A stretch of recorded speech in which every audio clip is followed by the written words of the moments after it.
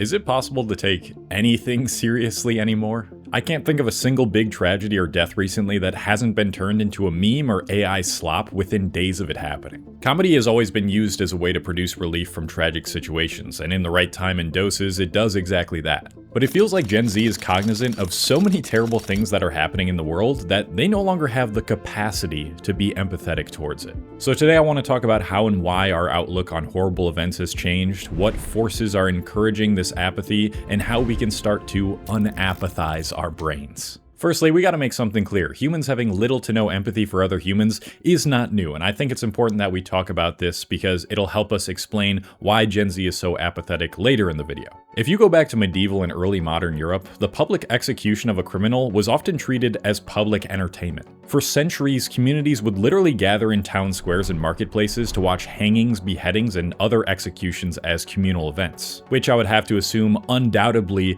numbed people to violence. But when public executions were later seen as apathetic and immoral, that perspective started to shift. In Britain, for example, the Capital Punishment Amendment Act of 1868 mandated that executions be carried out privately inside prisons, largely because reformers and writers argued that the, quote, grotesque spectacle of public executions was corrupting and degrading to society. Kind of crazy to think that public executions, just straight up hanging people in the square, it only happened a couple centuries ago. Anyways, we don't really have specific data like self-reported surveys following the banning of public executions to know with certainty or not whether humans became generally more empathetic. But we do have historians writing from around the 18th century during the Enlightenment who argued that the very nature of humanity was defined by humane sensibilities. Under this point of view, taking pleasure in the suffering of others came to be understood as something unnatural and fundamentally inhuman. But of course, as history moved on, despite this being like the general sentiment,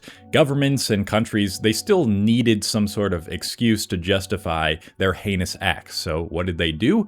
They employed a little bit of propaganda. Atrocities of war were reframed as necessities, even virtues, as nations broadcast narratives that conditioned their people to see the killing of enemy soldiers, and often innocent civilians, as just and righteous. The average citizen was pretty shielded from direct footage of the killings taking place during World War II, for example. And due to this, their mental health and empathy remained mostly intact. Distance between themselves and the actual atrocities mattered, and since they were removed from the sights and sounds of the battlefield, people were still able to feel sympathy for the wounded, at least for those who were considered to be on their side.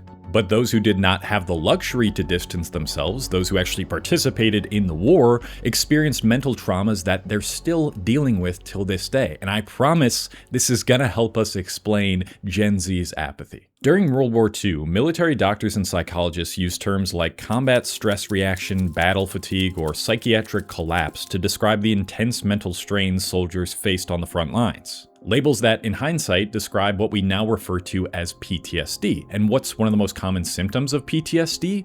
Emotional numbness, aka a form of apathy. Emotional numbness is one of our brain's best defense mechanisms. When exposure to pain, fear, and loss becomes constant, the mind dulls its own sensitivity as a way to survive. This conditioning then spills into the soldier's civilian life when they return, and they're unable to fully reintegrate back into society, struggling to connect with ordinary emotions, relationships, and a world that now feels alien. Seen this way, apathy can be best described as an imprint left behind by a nervous system that adapted to relentless stress by going numb. A nervous system that can take potentially years to readjust to normalcy. I know what you're thinking. Please don't tell me this dude is about to compare Gen Z's problems with literally going to war. Don't worry, I'm not. But the same sort of exposure and environment that leads to apathy and emotional numbness, that's where Gen Z's apathy, physiologically at least, doesn't look all too different from someone who's been exposed to a bunch of atrocities like a soldier. And I promise that I can prove it. Almost every guy who was a late teenager in the late 2000s and early 2010s can recall the same rite of passage moment. Walking into your homeroom class, sitting down next to one of your friends, and having them tap on your shoulder as they held up their phone and showed you an ISIS beheading video. In the Wild West days of the internet, where social media regulations were scarce and unrestricted forums were prevalent, there were plenty of ways you could watch people die or get severely injured. LiveLeak, WorldStar Hip Hop, Break.com, take your pick. And if you're a young person watching the visual equivalent of a public execution, do you really think that's not gonna leave an imprint on your psyche if you repeatedly expose yourself to it? Today, restrictions are tighter, but the speed at which information travels is often faster than those restrictions. On its worst days, when atrocities happen just hours or even minutes prior, those atrocities will spread across the platforms before the ones controlling the platforms can respond, often getting through the site's automated filters. So while these horrible events usually remain on these platforms for a shorter amount of time, there is a larger, quicker volume of them moments after they happen. Take, for instance, the shooting which happened in the Tops supermarket in Buffalo, New York in 2022. This one still sits with me because it happened in the city that I was born in. The shooter streamed him committing the act to Twitch before they could ban him, which caused groups of people to record it and spread it across less regulated platforms like Twitter. Algorithms began promoting these videos, and before you could even process what was going on and distance yourself, you were already immersed in the videos. I still remember watching a portion of that video and my stomach getting incredibly queasy and my heart racing and my palms getting all sweaty. Now apply this sort of proliferation to every modern tragedy, big or small. People are now constantly getting news and real video footage of atrocities shoved down their throats on the internet, whose algorithms incentivize promoting these kinds of spectacles, which eventually wears down anyone's nervous system after long enough. And you know how I said I can prove it? Well, we have a lot of studies now that back up this claim. We can start with what researchers found in the aftermath of 9/11. Prolonged exposure, that's 4 or more hours per day, to early 9/11 related television coverage, combined with cumulative acute stress, was shown to predict a significantly higher incidence of physical health ailments 2 to 3 years later. That means that even after all the news of 9/11 died down, they were still feeling the mental and physical effects years into the future. Then there was another study done to assess the mental health of those who viewed the 2013 Boston Marathon bombings. In this study, they found 2 striking patterns. First, people who viewed more violent imagery were more likely to report post-traumatic stress symptoms like nightmares, hypervigilance, and, you guessed it, emotional numbness 6 months later. Second, individuals who consumed over 6 hours of media per day reported more acute psychological symptoms like unwanted dreams, difficulty sleeping, and intrusive memories than those who were actually at the bombing. That is insane. And once we start hearing these stories and viewing them, it's extremely hard to stop. Humans are wired to pay attention to threats. Our brains are ancient hardware programmed around survival above all else. So when threats are hitting our retinas in an onslaught, as is common in the hours following a tragedy on social media, our brains interpret it as a threat to our own safety, pulling us deeper into the videos and headlines. When that happens, our fight or flight response is triggered, activating the sympathetic nervous system and flooding the bloodstream with stress hormones like cortisol and adrenaline. Your heart rate increases, blood pressure rises, and neural resources are diverted away from higher order reasoning in the prefrontal cortex towards survival-oriented regions like the amygdala. In the short term, this response is adaptive, but when it's activated repeatedly or chronically, as it is when we view a bunch of atrocities over and over, it can dysregulate the nervous system, blunt emotional processing, and condition the brain towards hypervigilance or emotional shutdown. And when you see all of this awful shit going down, do you think to yourself, I really need to get away from this and turn off my phone?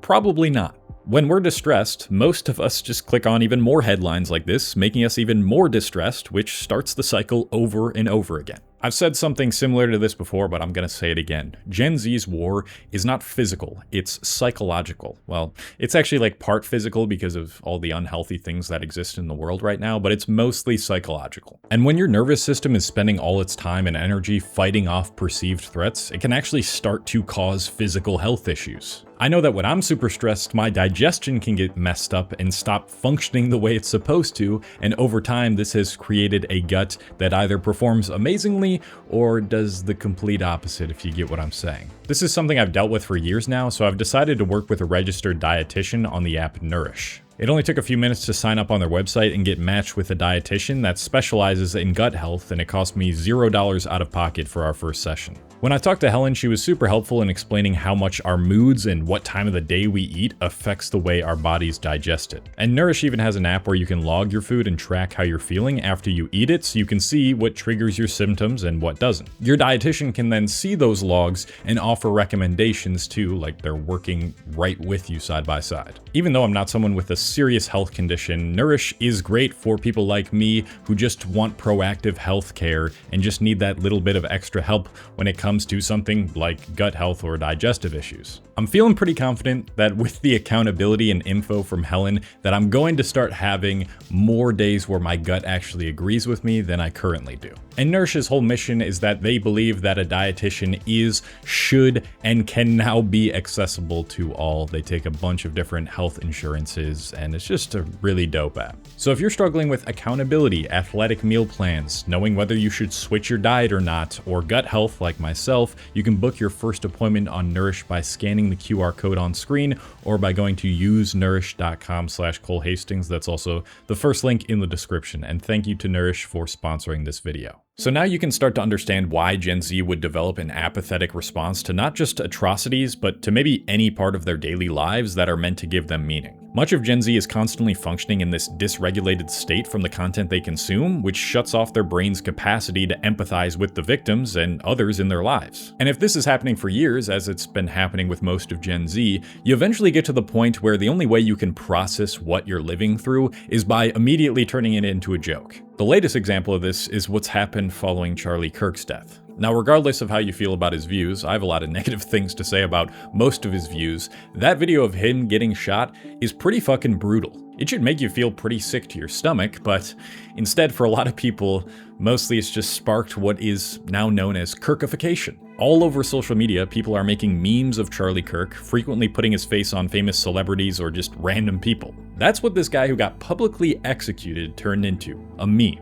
And ironically, I don't think the current administration, who religiously supported Kirk and mourned his death, are helping to create more empathetic young people because they too post memes and AI slop in response to the awful things they do. Also, the way they've created these events following his death, making them into like the intro of a WWE match, is just so strange. So it's almost as if every horrifying act is just some nonchalant thing we have to get used to now, because through our conditioning and subsequent emotional numbness, there's no other way to cope with what we're constantly seeing. I also think that the way Gen Z defends themselves for making these memes and jokes out of these deaths or horrible events might play into the psychological damage they've faced. You know, it's really common for Gen Z to say stuff like, "Oh, it's not that deep, bro, get over it," in regards to doing stuff like creating these memes and jokes. But I suspect that this could also be a defense mechanism to cope with the tragedy. In other words, the only way to stop the persistent viewing of an execution like Charlie Kirk's from further damaging your psyche is to treat it as just another thing that happened by creating memes and AI jokes about it. And like I briefly mentioned earlier, if you're functioning in this dysregulated state by constantly viewing this sort of stuff on social media, there's just no way it's not gonna start to affect your real life. This part is strictly hypothetical, but I'd imagine that it also might be part of the reason that Gen Z has a tough time connecting with one another and feeling each other's struggles. Many in Gen Z report feeling increasingly isolated from a world that, to them, feels deeply indifferent to their existence, more so than what previous generations describe. And because of that, your overall drive for life and desire to achieve difficult things can decrease because you're too busy managing this dysregulated state to actually attack life and get what you want out of it. It also certainly doesn't help that this is an objectively pretty bad time to live if you're a younger person, for many reasons I've already stated on this channel, which would only make you want to keep scrolling on social media even more, further exacerbating this. With that being said, what can we do to reverse this? I'm gonna be completely honest with you, if you've already been viewing this stuff for like years and years, especially during your formative years, there's only so much you can do. There are quite a few people I know in real life who viewed more of those gore videos than me back in the day, because honestly I was scared to, and those people are usually the first people to make a joke out of any atrocity or killing. But if you feel like that is starting to be you, at the very least you are now cognizant of why you choose to seek out these perceived threats on social media and the physiological state that it puts your body in. And while it's unavoidable to some extent, here's what I would suggest. As soon as you start to see some terrible headlines or visual events on social media, immediately identify what is happening in your body in that moment. What does your heartbeat feel like? How fast is your breath? Is part of your body shaking? The more you can recognize the fact that you are falling into fight or flight mode, the more agency you have to get yourself out of it. In that moment, tell yourself, this is a natural reaction my body is producing to keep me safe from a threat that does not exist. This reactivates your frontal cortex and turns your rational systems back online. Then make your best effort to place some distance, at least some distance, between you and those atrocities. It is our nature to respond in extremes to horrible events that involve other humans. There's nothing more human than feeling empathy at the sight of someone else, especially if they are innocent, go through pain. It sounds corny, but it's really important that we maintain at least a baseline sense of care and consideration for one another. Otherwise, we run the risk of creating a world where we just don't care about any of each other's problems at all. Let me know what you think about this, whether you agree or disagree. If you want to watch another video like this about one of Gen Z's other problems, there's plenty of them. I talk about the dating crisis and why I think Gen Z is terrified of intimacy in this video. It might be helpful if this video was helpful, so check it out, and I'm leaving. Goodbye.